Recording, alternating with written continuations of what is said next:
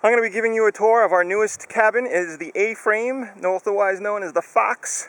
It's going to be through this forest behind me. And you can see we're at the road level. And to access the cabin, we just take this little bridge. And while we're here, you can see where the porta potty is. So let's go.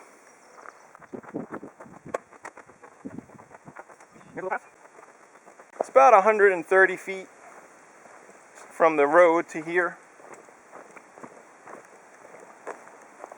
Once you reach here, you're in good shape. Come up the steps. Got this little walkway, part of a half wraparound deck. And then once we get to the edge, we have the main decking area for you to chill, relax, sit, enjoy the views, the forest views. Got lots of forest. You're pretty high up here. We're about 18 feet above the ground, so kind of feel like a bird perched in a nest. And why don't we go inside? It's going to be a little dark because with A-frames it's hard to put too many windows, so we'll do the best we can.